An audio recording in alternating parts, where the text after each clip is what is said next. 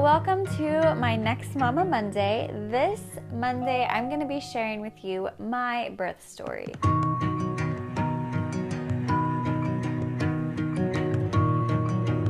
So how it started off with, on March 6th, so the day before Juniper's due date, her due date was actually March 7th, I felt my very first contraction in the shower. So it was a pretty late morning for me. I was probably in the shower around 11 a.m. that day. And I wasn't really sure, I wasn't guaranteed it was a contraction, but looking back on it now, I definitely realized that was my first contraction. But I kind of blew it off thinking like, oh, maybe it's just a really strong Braxton Hicks. And then I was doing my makeup and I felt it again. And it was enough to make me stop what I was doing and really just like take a deep breath in and be like, wow, what was that? I do think it's the beginning. I do think so. Because I'm having these really heavy menstrual like cramps. I went throughout my day and they were not close together at all. And it wasn't until about 4 p.m. that afternoon that they really started to become regular. So I was starting to feel these contractions every 30 minutes and they were lasting about 30 seconds to a minute long, and that lasted throughout the rest of the day and into the night. I knew that I really needed to get as much sleep as possible, that I was in early labor, but I wasn't in full labor, and if I could get some rest, that would just make everything much easier. So I tried to get to sleep, I really did. I tried to get to sleep, I tried to relax, but I was just waking up every 30 minutes or so to a contraction, and they were getting progressively stronger and progressively closer together. And it was a really hard time for me. That night was a really hard night. How are you doing, my love? I'm tired already. Oh, you're doing I just so... threw up.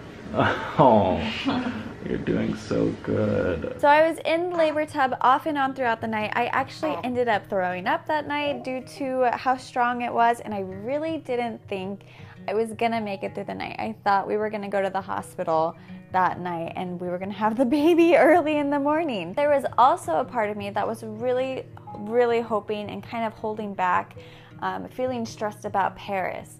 So I don't know if this has anything to do with what happened later, but I was really hoping that we could make it through this night. I kept telling myself, like, just hang on, make it through this night, because then it'll be morning time and Paris can go to doggy daycare or a dog sitter's house and we wouldn't have to worry about him. So I was really pushing myself to make it through that night.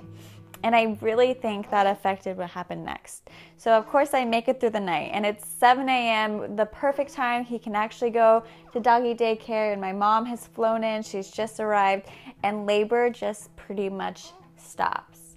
It's still an occasional contraction, but nowhere near what I was going through the whole night long.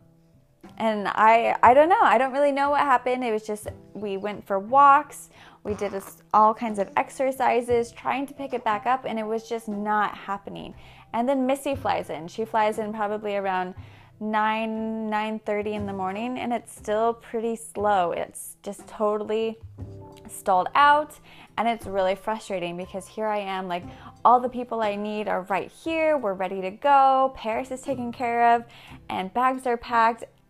Everything is in order, and of course me feeling like I want to be over prepared and in control. Everything is ordered and nothing is going right anymore because labor is totally stalled and we're nowhere near going to the hospital right now. So basically we just spent the rest of the day at the apartment going through minor contractions and waiting for them to pick back up. And finally they did pick back up after I drank a really strong brew of red raspberry leaf tea.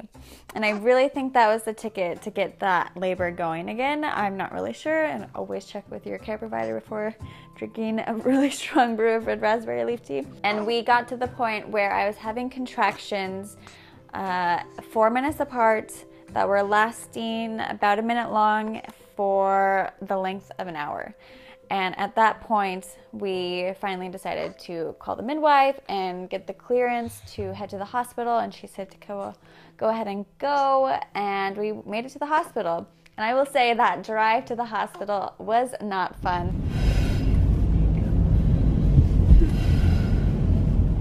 I knew it was about a 15-minute drive, so I knew I would have to go through at least 3 contractions to get there.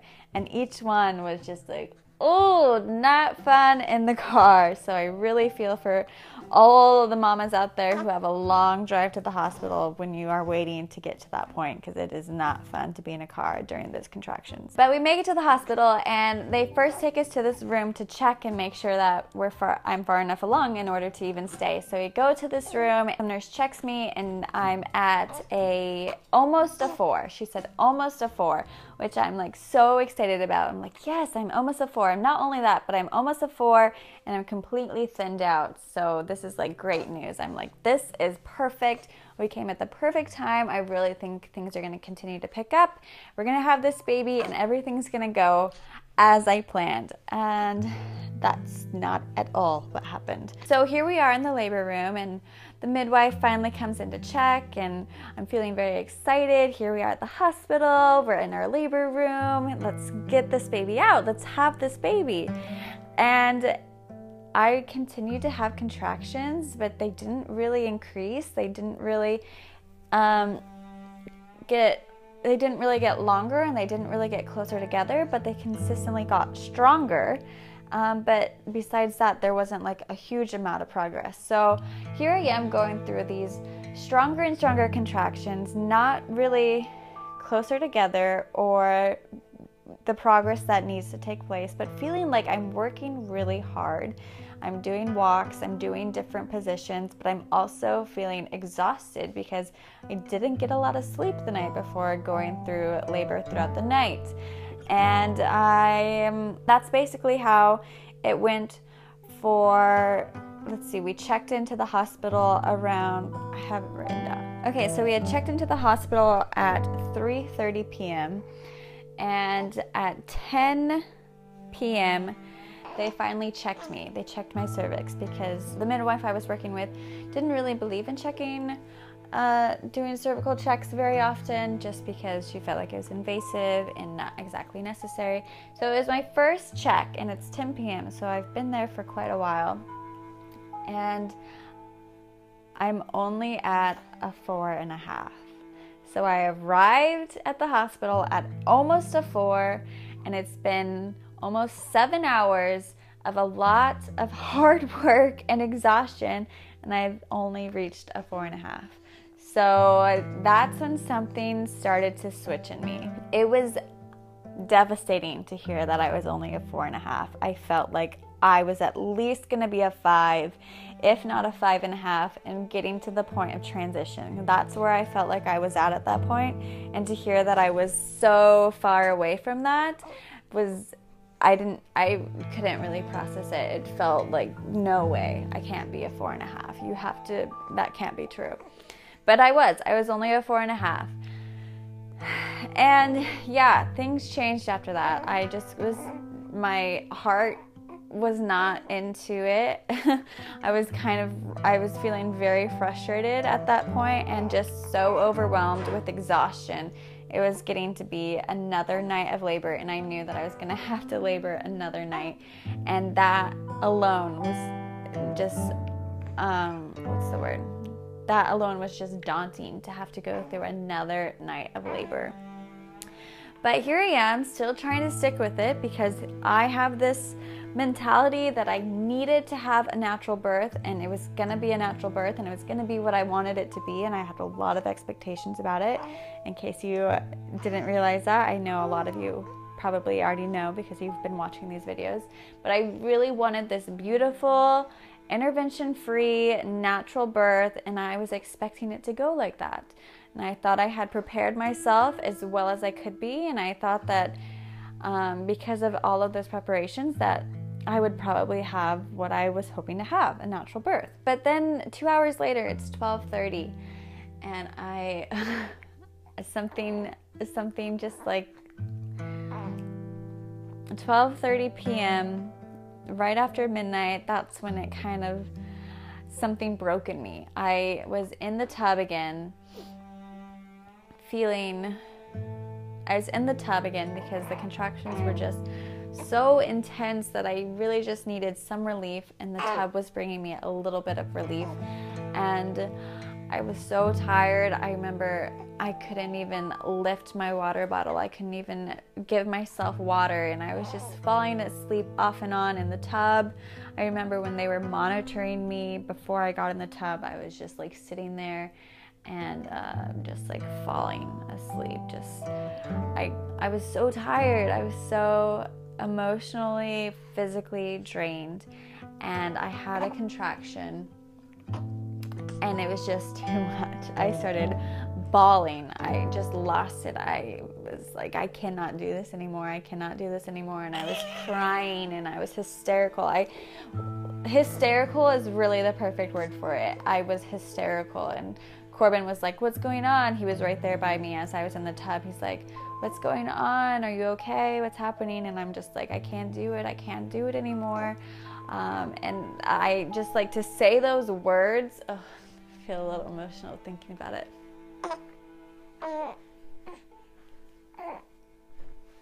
Say those words was really hard for me to say, and I felt as I was saying them, just so many emotions. I felt like I was being weak. I felt like I was not being true to myself and my beliefs, and I just kind of felt really ashamed, honestly. Like I know so many, I don't know how, like I don't want to feel like, I don't want anyone to feel like I'm judging someone else for getting an epidural, but just for my own mentality and my own, what I wanted for this birth. It was really, really hard. It was such a hard feeling to feel like that. I was just really sad. That's the word. I was just really, really sad. I was really disappointed in myself and the experience right now. But it was actually Corbin who said, I think we need to get the epidural. And I'm really, really grateful that he said that, because I don't think I could have said it. I'm not sure I could have. And if he had even questioned or said something about how, no, we want to do a natural birth, she's going to be fine, or something along the lines of that, I think that I would have been too afraid to say, no, I need an epidural. I really can't do this. So thankfully, he was the one who said I needed an epidural. And I continued to cry, but said, yeah, you're right, I need to get an epidural. And at this point, it had been around 32 hours. So here I am. It's after midnight, and it's my second night of labor, and I'm getting an epidural, and my whole birth plan is thrown out the window. Nothing from this point on is going at all how I expected or wanted it to go. So first, it starts out with I get an epidural, and let me just say I am terrified of an epidural.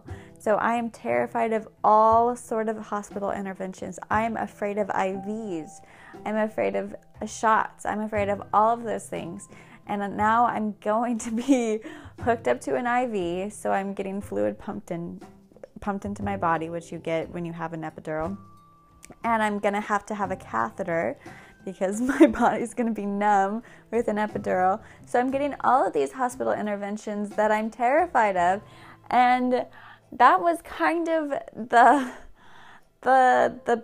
thing that gave me the most peace of mind, was because, yes, I'm saying I can no longer have this natural birth that I wanted, but instead I'm feeling like, well, maybe I'm still being strong because I'm saying yes to all of these interventions that scare me so much. And so in that way, I'm being brave. So there was that little thing that I kind of like clutched onto during the birth, basically. But so I get an epidural, and my whole perspective on epidurals changed after that moment, because my whole birth experience afterwards was just so beautiful. The whole experience was beautiful, but I could just relax and I could enjoy the whole process after I had that epidural.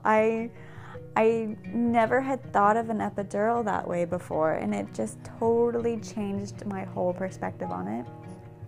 because here I was now continuing to have contractions, but I could like be present in each moment and like enjoy the time with Corbin, enjoy the time with my mom, with Missy, and really just be like, wow, like we're here and this baby's gonna be born, and I'm like so happy, instead of trying to bear through each painful moment. But basically, after I got the epidural, it was late and we all passed out and we went to sleep, and they continued to just come in and check me and see how my contractions were doing, because they tend to stagnate after people get epidurals, and mine did. So I have an epidural, and then they needed to give me Pitocin, which was another thing I was very like, nope, no Pitocin, I'm doing this by myself. I don't need any sort of hormones or drugs or anything to get my contractions stronger, but with an epidural, here I am getting Pitocin. They checked me at 9 in the morning, so we've all had a wonderful night's sleep. I know that I slept amazing. At 9:15 a.m., they checked me and I'm at an 8. And I'm so happy. I'm so excited. Like, finally, this is gonna be the day we are gonna have Juniper. It's been such a long progress, and like my body is finally heading towards that direction. So I'm so happy, trying to stay hydrated, trying to energize my body, because I know that the pushing time is coming soon. So then around 1:45 p.m., they check me again and I'm at a 10. I'm fully dilated and I'm ready. They say, okay, I mean, when you start to feel that urge to push, let us know and we'll come back in. So I'm just basically waiting. I continue to feel my body a little bit, and I started to feel like those urges. And at this point, with an epidural, I'm trying to stay really, really present to the sensations in my body, because you're obviously not feeling the sharp pains of the contractions, but you can still feel the pressure, or you can really start to feel more sensations if you really focus, and you can always like bump up your pain or bump up your epidural if you start to feel more intense pain. So I really was not touching that button at all to bump up my epidural. I was trying to really stay in touch with my body, and I could start to feel those urges to like push more consistently. And that's when the midwife and the doula came back in, and I was like, okay, I think that we can start this. And really, the pushing part was kind of a learning curve, especially with an epidural, and it was not at all what I was expecting. You see like the pushing, and you feel how intense it's going to be when you're watching videos or watching movies, and it started out so slow, and I don't know if this is really typical for everyone, but it started out so slow, and I was just like kind of feeling like I was doing it wrong because it was so slow, and everyone was so calm, and just trying to even like figure out how to push right and everything. It was kind of just like a learning curve, but it then picked up pretty quick, and I was pretty mobile for having an epidural. I even got up into like a squat position at one point, but just like the sensations of that was like way too strong and I couldn't do it. So especially with like, yes, I could hold myself up, but my legs felt so weak because of the epidural, so it was like just really intense. But I was pretty mobile, so I tried a few different positions for pushing, and it went really well. It went so much faster compared to the rest of the birth, and I don't know, the pushing part was so great because I had just gone through this whole last bit of my labor with an epidural and feeling so happy and so present, but also feeling like this is not really birth. Like this doesn't feel at all like what I was expecting it to, because I'm not really feeling the contractions. But then birth, I could feel everything again. Probably not everything, but I could feel the birthing experience again, and it was just amazing. It was so, that part was so incredible, and it was still so intense even with the epidural. I could feel all of the pressure. I could feel everything. My water had not even broken at all throughout this whole time, and I got to the point where you could see like the sac, and I could even like, this might get weird, but I could even like touch the sac, and it was like this little bubble of fluid that I could touch. And then eventually that broke, and I could see her head, and I could feel her head, and it was just, that whole process was so just crazy. Like, there she was making her way into the world, and it was very painful. It was very intense, and it got to the point where it felt like my body was gonna split apart with each push, but that was how she had to make her way into the world. And then there was this one contraction that literally felt like it was just so intense, and they were like, okay, there's her head, there's her head. And then it was like another really, really, really strong push that just like made me scream as I felt everything, and that was her shoulders. And then there she was born. And I remember them saying, you can get her, you can reach for her. So I reached for her, and I pulled her up, and I pulled her on my chest, and just that, like, the feeling of her like leaving my body and then pulling her up and laying her on my chest and holding her in my arms was just an experience that I can never really describe. It felt like a miracle. There she was this beautiful, precious being lying here in my arms, and she had been in my body for 9 months, and this is our daughter. And I remember just like feeling so much wonder and so much joy and so much relief and just like amazement at this moment, and then just like bawling. I was just like bawling my eyes out, just like crying, like holding her, crying. And then Corbin's over here, and he's crying just as hard as I am, and just like looking at him and sharing that moment and sharing just like this miracle together. It was just a moment that I will never forget, and can never describe. And that was it. She was born. She was our baby. And then at that moment, nothing else mattered. Nothing else about the birth mattered. Nothing else about going through what ended up to be like 50 hours of labor, throwing my birth plan out the window, being nothing at all what I wanted or expected it to be like. Nothing mattered. All that mattered was that here she was, our beautiful daughter, and she was healthy, and she was just there. She was with us, and I was fine, and she was fine, and everything was okay. Looking back, there are definitely things I would have done differently, and there's definitely factors that I think played into why it ended up going the way that it did.